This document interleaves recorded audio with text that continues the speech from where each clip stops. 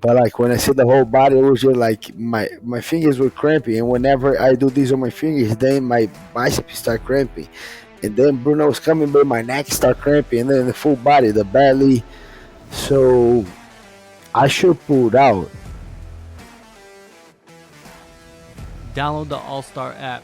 Make your picks for UFC fights, challenge your friends, level up and win prizes. Link in description. Get it now.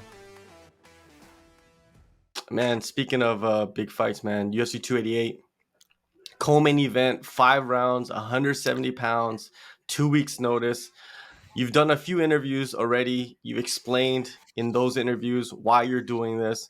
I just want to talk about Belal Muhammad. I want to talk about the matchup. I want to talk about the clash in styles. You know, we know he's a volume guy. We know he has cardio. Outside of that, what else do you see in his fighting style? The guy has a lot of heart. Has no quit on him. Very smart with the game plan, with the strategy. He can grapple, he can wrestle, he can strike, he can do it all. Very smart. I don't think he's great at anything, but he's good at everything, putting everything together, and he know how to win fights. That's the most important, because we have high level strikers that cannot grapple. We have grapplers that cannot strike. We have guys that cannot put it together. And we have guys that sometimes they're good at everything, but they don't know how to win. They still find a way to lose. That's sometimes like, man, how did they, how come that guy lost that fight? But he's not that guy. He's the opposite. Like I said, I don't think he's great at anything, but I think he's good at everything, and he knows how to win fight. And that's his biggest weapon now is gonna be the hungry. The guys as hungry as me. For sure. I fought a very like a veteran. And experienced Neil Magny. I fought a very experienced Jorge Masvidal, but these guys way hungrier than Masvidal and Neil Magny. So great thing is on my favor. I think I'm in shape. I did 2 camps back to back. I'm in the octagon. It doesn't matter who I'm fighting, but I'm getting better. I'm in there. I'm taking the risks. And I think he's in shape, not on a fight shape, but I think he's in shape. He was working there in Miami. Uh, he asked for 5 rounds, I just accept, but he was the first one that asked. Mm-hmm. He might know something that I don't know, but yeah, I think I'm in pretty good shape, and he's no quitting on me. He's not quitting on him. I need to put this guy out. If I hurt him, I think I'll be able to put him out. If I don't hurt him, it's gonna be a hard fight. My fight 5 rounds, and it's gonna be a war. I think. Yeah, I think his biggest weapon is this. He know how to win the fight, and he's hungry, bro. The guy's as hungry as me. Yeah, he's the only one in your way. There's no one else really in the Yeah, no division one that else. can say anything about a title We shot. we are on each other's way. We are, and unfortunately, because he's a great guy. He has a good cause, and I think they don't give him the kind of the love that he deserves. I don't think he has a lot of hate. I don't know why. People might be a little racist. I believe because they have a lot of hate for the guy. Sometimes it's because he don't finish a lot of fights, but he has finishes. He finished one of my training partner, Takashi Sato. He finished Sean Brady. Uh, not the best way to win fights. I mean, entertaining way to win fights, but he's still winning fights. And we see a lot of guys that won a lot of fights that way too. Kamaru Usman, on the beginning, he wasn't the most entertaining guy, but he was dominating and winning. I think Bilal Muhammad is on the same way, but people still hating on the guy a little bit. So I think after this opportunity that the guy took the fight short notice, 5 rounds. I still think I'm gonna beat him, but I think the fans, the media, the sponsors, they gotta give him more respect to this guy. And you said something about like maybe he knows something. Have you ever trained with Bilal in the past? I trained here. We wrestled one time.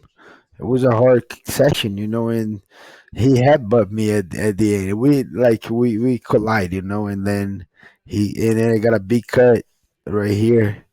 but it was a good session. I guess it took him down. He took me down. It wasn't nothing like no one dominated anyone. And it was a group of three or group of four, and we were rotating. Then I got him a couple rounds. He got me a couple rounds. It was nothing. Oh, I killed that guy. It was nothing. It was very competitive, very stylistic, and then I had to stop the training in the middle because he headbutted me. But we kind of came with each other. No, I respect him. I think he's very very tough. Like you said, I think he's good at everything. He know how to win fights, and I know he's hungry. I know he's not gonna quit. I gotta knock this guy out or knock him down and grapple him or take him down, dominate him, be good pressure because I know even his style of grappling, I know he can flow very good.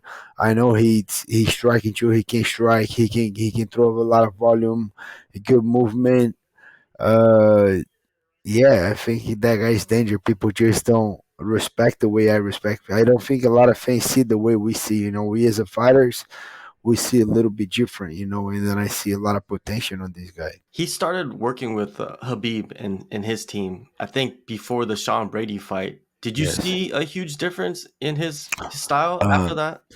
yeah, he has already a wrestling coach. They do a lot of Greco-Roman, but I think he got a little better. He got a little bit more confident, to be honest, working with Habib. And I know we have a lot of common friends. I know he's a hard worker. I know he's like, even if he's traveling, he's running, he's working. He's a hard worker. He has a good work ethic. And for sure, when you get close to Khabib and these guys, they like the guys that work hard. And having Khabib on his corner, making they starting a relationship, I think for sure technically and experience Khabib showing a couple great stuff. But I think the most was the confidence that he got from Khabib. I think that confidence is something that is hard to get from someone that doesn't do so much. Like it's some confidence that I have when I work with Vitor Belfort a lot, when I work with Tyrone Spong a lot. When I work at these high level fighters, Robbie Lawler, Michael Chandler, Vicente Luque, when these guys that have a lot of experience, when we work together, that give you a different type of confidence. And I think that's what Khabib gave to him the most. Were you in the corner when Vicente fought him in that 5 round fight? No, not either fight. Not even I wasn't in the corner. Not the first time, not the second time. But I was at the Apex. I fought Shimaev a week before that, and it was a war. And but I had a dinner with Dana White on Friday, so I flew to Vegas. They gave me a new contract after the Shimaev fight, and I was there to watch Luque. I was screaming. If you watch the fight, you're gonna hear my voice. I was screaming. I was there. I watched very clear. I think it was both. I think uh, Belal Muhammad did a great job at that fight. I think very smart strategy, especially fighting a guy that knock you out is not an easy task. And but on the same way, I don't think Vicente fought his best. I think that was two things. You fought your best, and the other guy didn't fight his best. But props to Belal Muhammad on going out there, fight night, and execute a perfect game plan and dominating the fight. For sure. And you mentioned Takashi Sato. He faced Bilal. Vicente Luque faced Bilal twice. Do you have conversations with them Yeah, during? for sure, for sure. And another thing too, Henry Hooft was in the corner of all these guys of Takashi Sato, two times with Luque. And he came at the gym, he trained, so he's very good to have a coach too that knows the guy very well. And we'll be there. And then we've been working a couple things that I think is gonna work. I know he adjusts. I know he's very smart. He fight me one way, he fight Sean Brady the other way, he fight that guy the other way. He adapts. So do I. I don't fight everybody the same. It takes a lot of IQ to fight like that. So for sure, he's studying a lot of tape, he's seeing a lot of things, but it's good too to have. And another thing too, my other corner, Daniel Evangelista from Brazil, he was on the Vicente Luque's corner twice. When Luque knocked him out in the second fight when Luque lost, and Henri too. So I kind of get a lot of information from Belal Muhammad. All right. Many people they will be concerned about the quick turnaround. You just Yes. fought 15 minutes, but it didn't seem like you took any hard shots against Masvidal. You actually hit him with hard shots, and he looked like he Yeah. got rocked. How were you physically? Your body? How was it after that fight?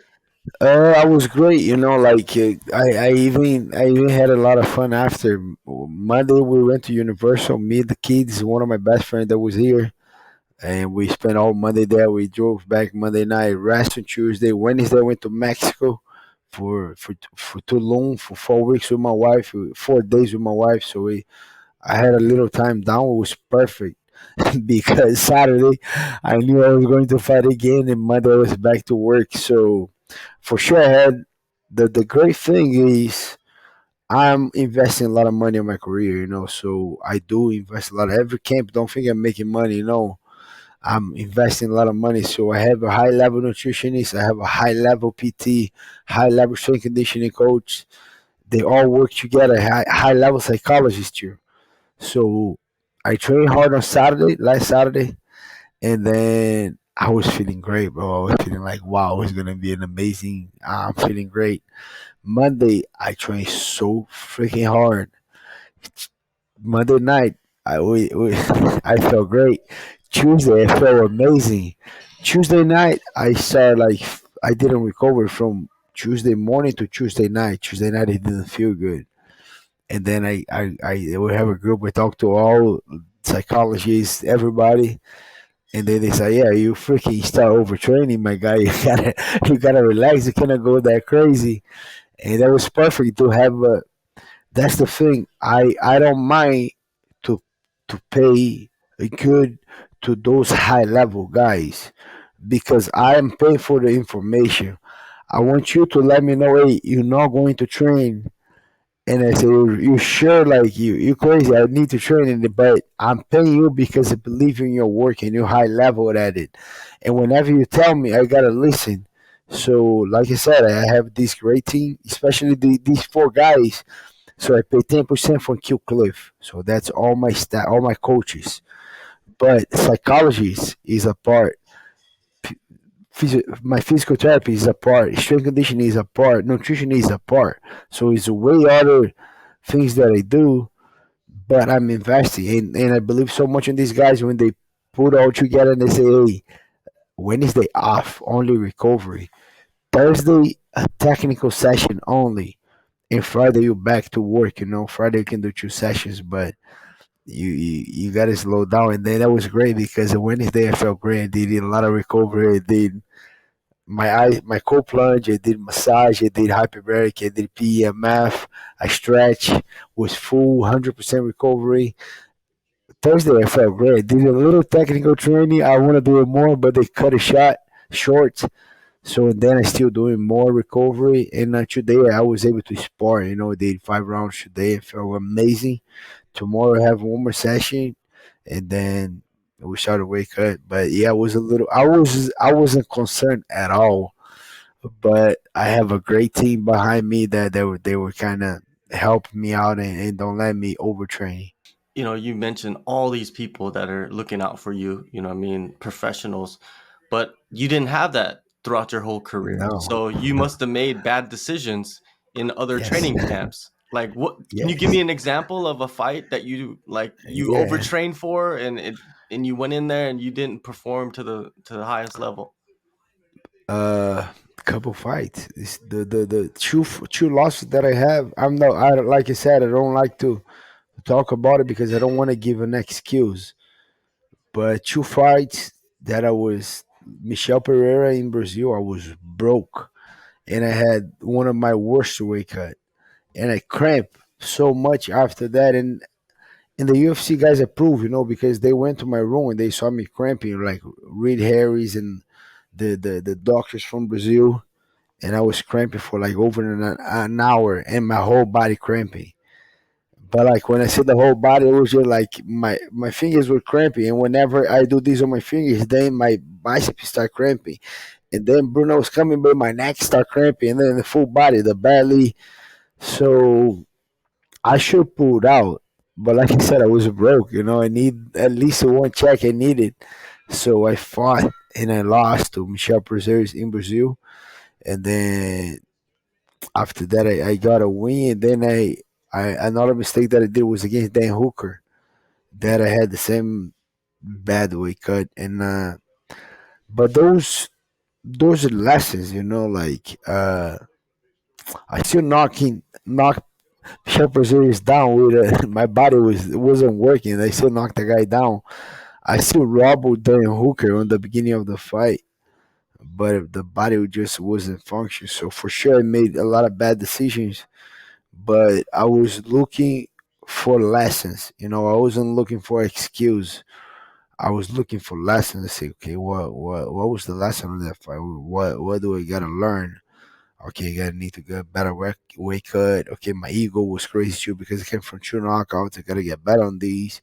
I gave him sharpers there, underestimate the guy and the better weight cut. So we need to stop underestimating this guy. I need to control my ego and I need a better weight cut until I saw that I need to move up, and then whenever I move up in the division, the performance just speaks to itself, like it felt amazing, and that's how I got a short notices, like that's when I start get going. Even financially, I was broke, not broke, but when I did my last fight at 155, that was almost 4 years ago. That was April 27, I think, 2018, against Mike Davis here in Miami. Here in when Jack Ref for Jack Hermanson, and I wasn't broke, but I was getting a little bit better. But the thing was, I couldn't keep consistently fight.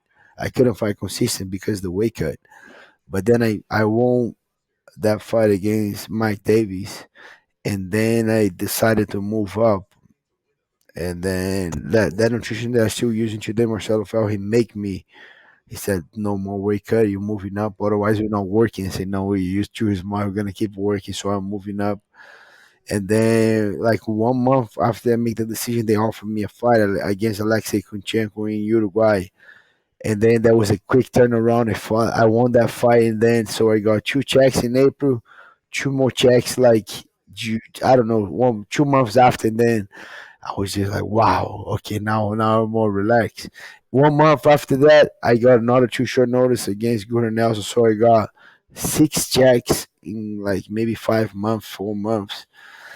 That was when I like, okay, now we good. Now we can freaking get the down payment and get a freaking house and get out of the rent. That's when everything started. Then the fight with them and Maya, and then Tyron Woodley, and then fighting for the title, and then things got going because of that six paychecks on small pace, on small space. Even that was kind of like getting good for me, that. So that was a great decision to stop trying to be a lightweight Yeah, man. I remember. I think we started like doing interviews at that time. I at think that time. during Yes. like when you were taking those fights back to back to back, and I was Okay. just like, "Damn, dude." People are like, "You're crazy," but hey, you gotta take the risk, and the risk. One hundred There's big percent. rewards, right? And now, Yes. you know, I can say you're a rich man. You know what I mean? You're I'm fighting. getting better. Yeah. Almost there. Almost there. But I'm financially on a different place. I own, so that house, that first house that I bought, I already is renting. I already paid off that house, and then I'm living in another house. I get a couple investments going. I got great sponsors right now that I'm representing right here, and they give me great support. I get another sponsor too, and being smart with the money, trying to invest, trying to don't go back to that place, but taking risks. That was all taking risks. Even before in the jiu-jitsu days, I took a lot of risks. Moving out of Brazil was a lot of risk. Moving up in the division was a lot of risk. And here we are, another risk, another risk move. I'm all in on that fight. If I go out there May 6th, and if I go and beat Belal Muhammad, I cash good. I'm fighting for the title. I'm probably gonna get a new contract. It's gonna be all win.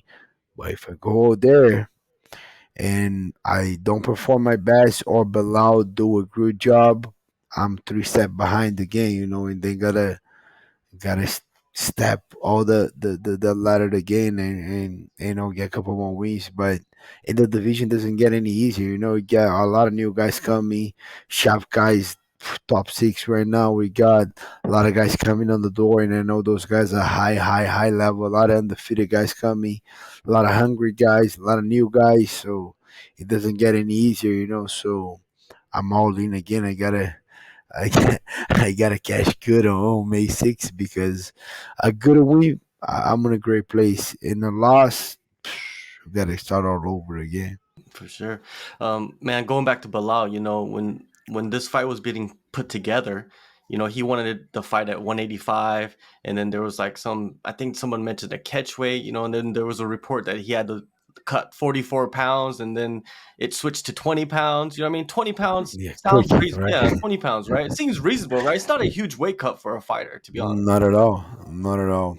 Uh, that was me. I was 180, not 20, but I was 187 that week. Like that's my way. Like I said, I changed a lot of habits. I'm eating a lot better. I'm doing the cold plunge every day. I'm doing a lot of different things. So my weight's between 185 and 190. I don't get bigger than that. Uh, but if you are,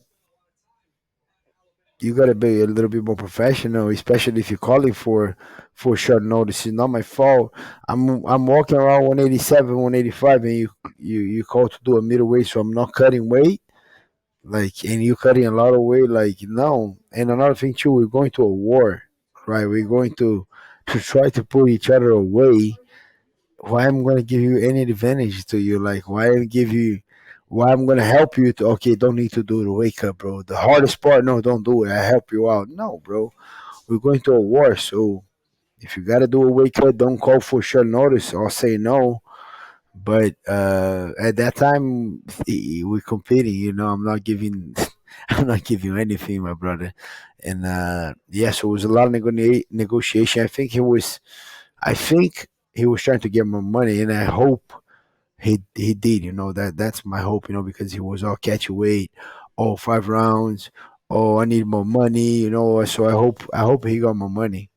You wanted the 5 rounds. So do you see like a 5 round gritty fight Yes. against Bilal, or do you see a fight where it's gonna start slow and then eventually you're gonna be able to take over and finish him maybe in the championship rounds? I would love to say yes. I hope that, but I think it's gonna be a war. The guy's not a quitter. He knows how to win his fight. He's very tough, very smart. Get a good team behind him. If he's gonna do a good strategy. We might start a little bit slow, but he's gonna get to a point. It's gonna be a war. And I have to put this guy out. If I don't put him out, or in a phone, or if you don't grapple, if he's a guy that's very hard taking down. But if I saw that I'm not gonna take him down, or if I saw that I'm not gonna knock him out, I'm gonna be ready, because then we're gonna be there for 25 minutes. The guy's gonna keep coming. Even if I knock him down, he's gonna get back up and he's gonna keep coming. Like you said, he's bigger weapon right now. He's hungry. The guy's hungry. He wants that title as bad as me. So two hungry lions coming. He's gonna be a good one. Everyone should watch it, because not a lot of guys have the balls to get a short notice in 2 weeks and do 5 rounds and put everything in risk. And we're doing that, so it's gonna be a tough one. Yeah, this is gonna be a chess match. You know what I mean? Yes, It's gonna be a chess match, and May 6th, man, it's gonna be incredible. Co-main event, UFC 288, New Jersey, full arena. That's where you that's where you excel, right? That's what you did I last love it. time I love in it. Miami. Yeah, I love So it. it's gonna be incredible. Thank you, Gilbert, man, always for taking the time. And yeah, I'm excited for you. And yeah, it's just the next step, I guess. That's what it is.